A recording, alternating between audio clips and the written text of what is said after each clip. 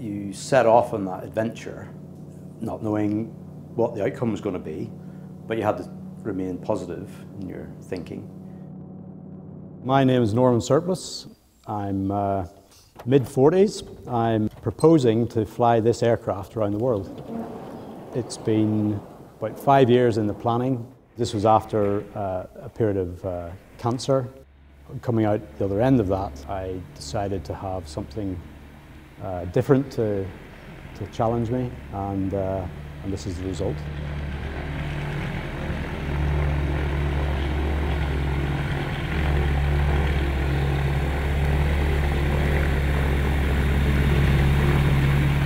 Even though the first gyroplane flew in 1923, 87 years ago, it's the only type of aircraft in existence that has never been around the world. It's really only in the last 10 years that you might say we've got an aircraft that's capable of flying around the world. Notably, physically, the range of the aircraft has had to be extended to get across the wide expanse of the North Atlantic. And we're going to be doing that by adding some special fuel bags into the back seat.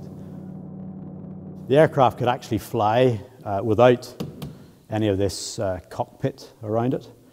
Structurally, it's just this framework which is actually holding the whole thing together.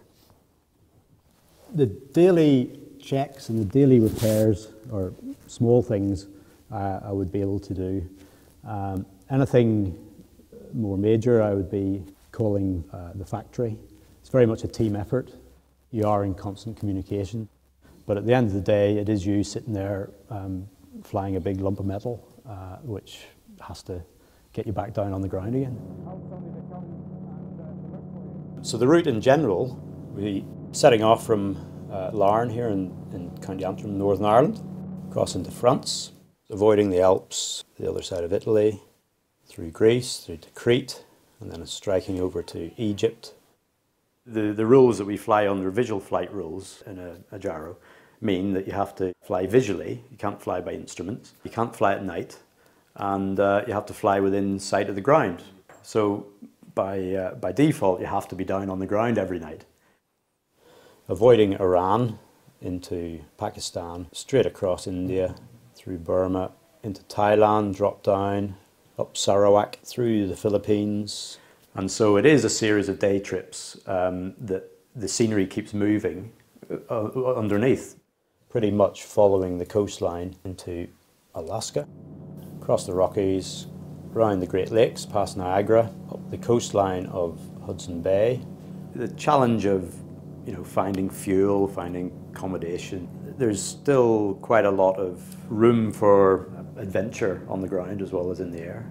Across to Iceland, across the Faroes, across the Outer Hebrides, and then through the islands.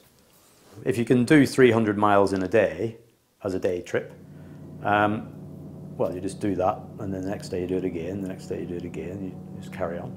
And eventually you get around the world. It's the ultimate round trip, as it were.